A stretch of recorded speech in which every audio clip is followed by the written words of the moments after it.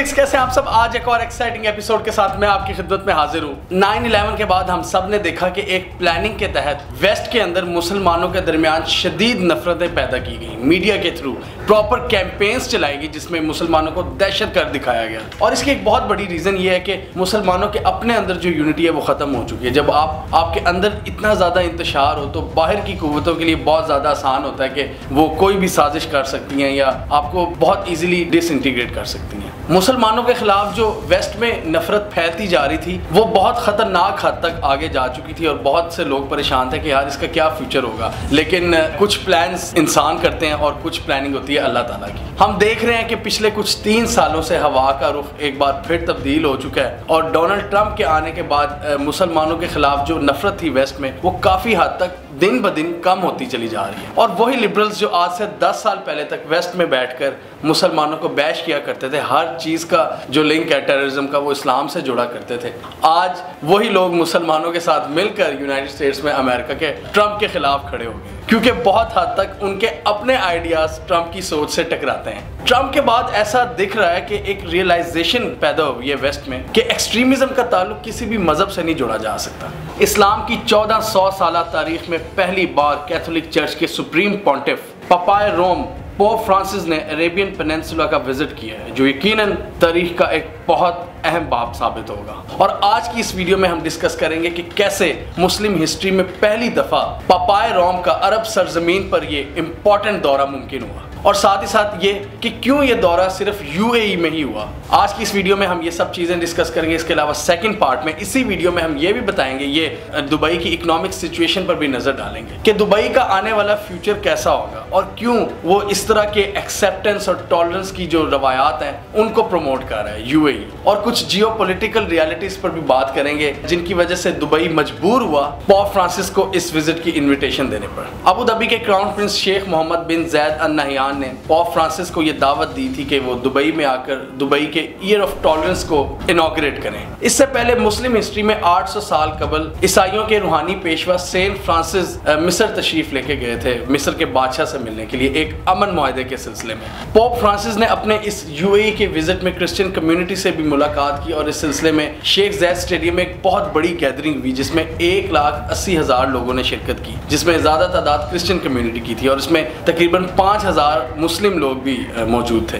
Modern history की अगर हम बात करें तो ये जो गैदरिंग थी क्रिश्चियंस की इतनी बड़ी अरब सरजमीन पर गैर मुस्लिम्स की सबसे बड़ी गैदरिंग थी। इस खिताब में पोप फ्रांसिस ने अपने मेन एजेंडे पर बात की और उनका मेन एजेंडा यही था। उन्होंने एक्सेप्टेंस की बात की, टॉलरेंस की बात की, इंटरफेथ हार्मनी की बात की कि किस तरह वेस्ट और ईस्ट के दरमियान जो फासले पैदा हो गए थे पिछले कुछ सालों से, उनके बारे में उन्होंने एड्रेस किया कि अब इन फासलों को ख़त्म होना चाहिए और हमें मिल बैठकर मसाइल का हल तलाश करना चाहिए। पोप फ्रांसिस की अरब सरजमीन पर कैथोलिक कम्युनिटी से इस लेवल की इंगेजमेंट उनके लिए बहुत ज़्यादा इनकरेजिंग थी। यूनाइटेड अरब एमिरेट्स की अगर हम डेमोग्राफिक्स की बात करें तो 1 करोड़ वहाँ की आबादी है, 10% का ताल्लुक क्रिश्चियन कम्युनिटी से है, यानी कि तकरीबन 10 लाख लोग क्रिश्चियन कम्युनिटी से ताल्लुक रखने वाले वहाँ पे काम करते हैं। और बहुत से काम करने वाले लोगों का ताल्लुक वर्कर कम्युनिटी से है जो इंडिया से आए हुए हैं या फिलीपीन से आए हुए हैं या पाकिस्तान से आए हुए हैं। और आप सब जानते हैं कि वर्कर क्लास जो होती है दुबई में उनके कितने बुरे हालात होते हैं, वो किस तरह वहाँ पे ज़िंदगी गुजारते हैं। पोप फ्रांसिस ने अपने इस विजिट में मुसलमानों की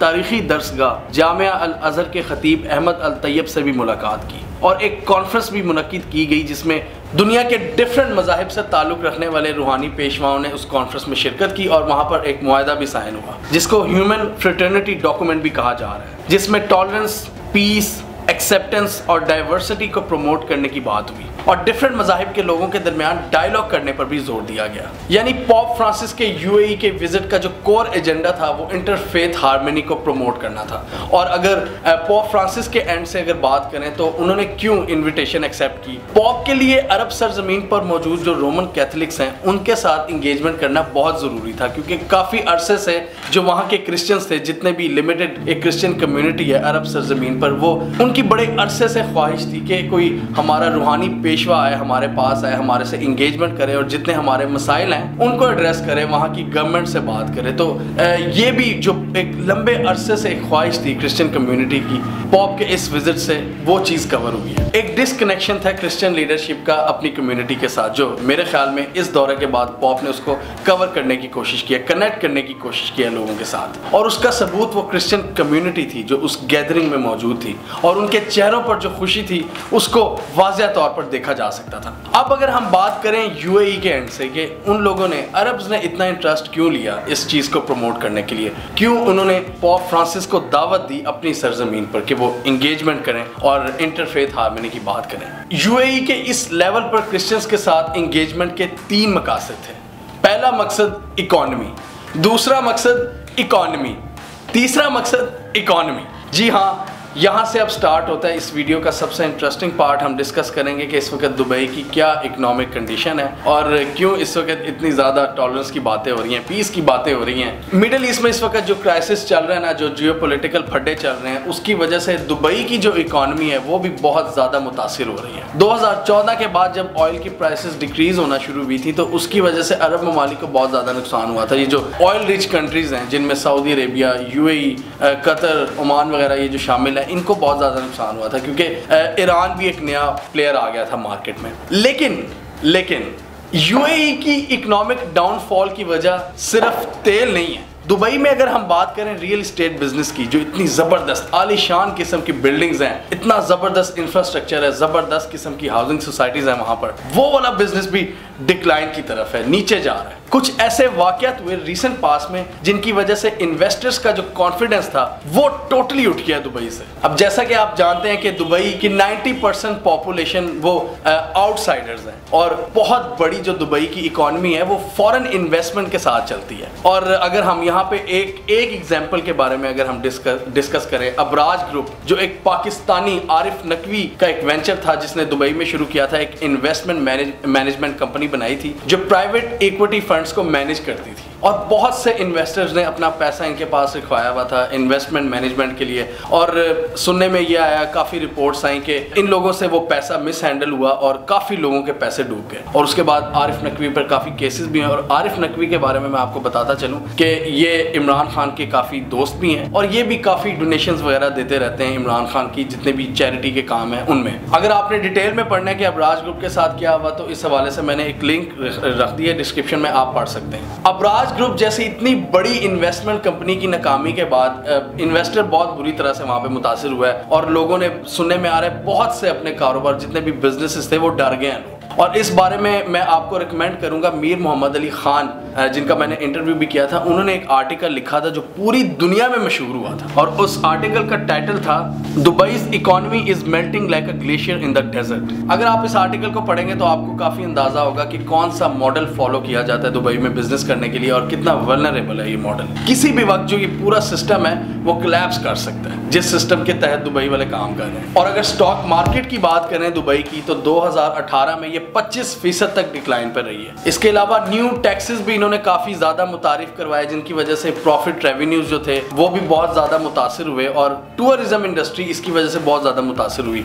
आपका ट्रैवल महंगा हो गया दुबई में नए टैक्सेस लगने के साथ साथ। इसके साथ साथ रियल एस्टेट का मैंने आपको पहले बताया, इस वजह से भी अब सुनने में आ रहा है कि जो पहले बहुत ज्यादा इन्होंने रियल एस्टेट में इन्वेस्टमेंट कर दी थी ना, जब अच्छे दिनों में, जब अच्छे टाइम्स चल रहे थे आज से 6-7 साल पहले, तो वो इतना जबरदस्त जो इंफ्रास्ट्रक्चर बना दिया अब उसको कोई खरीदने वाला नहीं है। और इस वजह से जो प्राइसेस हैं वहाँ पे प्रॉपर्टी की वो दिन ब दिन गिर रही हैं, जिसकी वजह से जो इन्वेस्टर्स हैं वो तो हर साल लॉस में जा रहे हैं। इसके अलावा जितनी रीजनल पॉलिटिक्स हैं, जियोपॉलिटिकल मसाइल हैं, जैसे ईरान पर सैंक्शंस लग गई, ईरान के साथ उनकी एक ट्रेड थी वो भी हैम्पर हुई उन सैंक्शंस की वजह से। कतर पर बहुत ज़्यादा इन्होंने सैंक्शंस लगा दी, कतर के अपने ही कजन्स ने, अमेरिका आ गया, इस वजह से भी बहुत ज़्यादा इनको, जब कतर के साथ भी इनकी कई डील्स कैंसिल हुई उसका भी बहुत ज़्यादा नुकसान हुआ दुबई की इकॉनमी को। और यमन में जो कॉन्फ्लिक्ट चल रहा है उसमें भी दुबई उसका हिस्सा है और उस चीज़ ने भी, उस जंग ने भी इकोनॉमिकली दुबई को काफ़ी नुकसान पहुंचाया। इसीलिए दुबई अब ऐसे इकदाम कर रहे हैं, ईयर ऑफ टॉलरेंस मनाया जा रहा है, पॉप फ्रांसिस को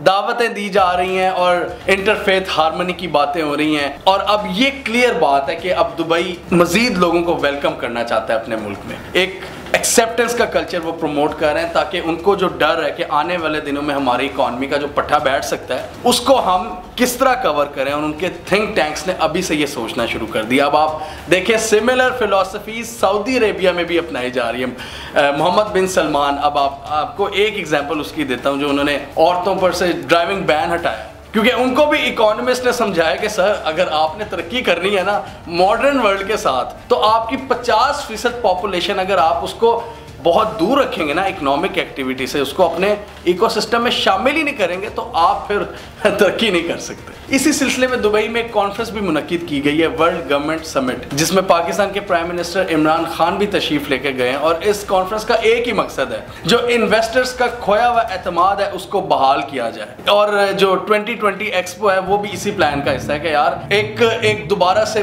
बूस्ट किया जाए दुबई की इकॉनमी को, कि यस हमारी इकॉनमी में अभी भी जान है और इन्वेस्टर्स को इतनी जल्दी मुंह नहीं फेरना चाहिए, इतनी जल्दी मायूस नहीं होना चाहिए। यूएई वाले अपने कजन्स की निस्बत काफी ज्यादा टॉलरेंट हैं, और उनके मुल्क में चर्चेस भी हैं। यूएई में, दुबई में, आप अबू धाबी में जाएं आपको काफी चर्च नजर आएंगे, लेकिन सऊदी अरेबिया में आप अपने मजहब का प्रचार नहीं कर सकते इस्लाम से हटकर, इसीलिए उनकी कोई इबादत गाह भी नहीं है। और अगर उन्होंने कोई इबादत करनी है, जो थोड़े से गैर मुस्लिम लोग हैं वहां पर, वो घरों में ही रहकर इबादत करते हैं। यूएई ने इस मौके पर अपनी सरजमीन पर 2 नए चर्चेस बनाने का भी ऐलान किया पॉप फ्रांसिस के सामने।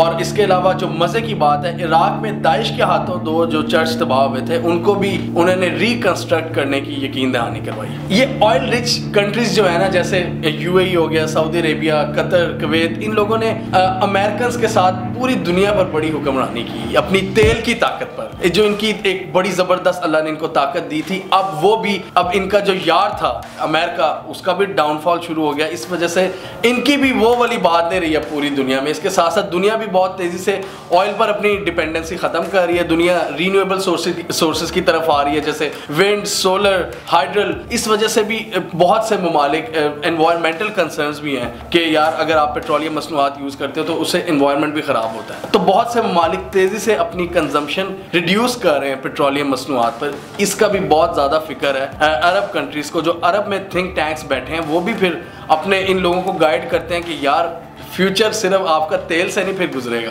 तो अब आप देख रहे हैं कि सऊदी अरेबिया जो कितने सालों से इन्होंने सख्त पाबंदियां लगाई हुई थी अपनी कौम पर, उनमें भी वो नरमियां ला रहे हैं। दुनिया की इमर्जिंग इकोनॉमीज की साथ में वो खड़ा होना चाह रहे हैं। तो इसी सिलसिले में आप देख रहे हैं कि पिछले कोई 3 साल से इनकी अप्रोच में काफी हद तक चेंज आ चुकी है। दूसरा, अब जो नई लीडरशिप इमर्ज हो रही है अरब वर्ल्ड में, उसको भी काफी एहसास है कि यार अगर तरक्की करनी है ना, तो हमें एक इंक्लूसिव एनवायरनमेंट को प्रमोट करना पड़ेगा। इस वक्त सारी दुनिया में जो यंग लीडरशिप इमर्ज हो रही है वो काफी ज्यादा समझदार और सेंसिबल है, क्योंकि उन्होंने ये जंगों के रिजल्ट देख लिए हैं, उन्होंने खून ख्वार जो लड़ाइयाँ हैं उसके नताइज भुगत लिए हैं। अब वो कहते हैं कि यार अब वो बात करते हैं डील्स की, बात करते हैं, वो बात करते हैं इकोनॉमिक प्रोग्रेस की, अब वो बात करते हैं ट्रेड की, अब वो बात करते हैं बिजनेस की। इसी वजह से अब आप देख रहे हैं कि ट्रेड वॉर शुरू हुई है, क्योंकि हर मुल्क अब खुलकर सामने आ गया अपनी इकोनॉमी का दिफा करने के लिए। तो आपकी अगर इकोनॉमी तगड़ी होगी तो आपका नैरेटिव भी तगड़ा होगा, आपकी हर चीज तगड़ी होगी, आपकी आर्मी भी तगड़ी होगी,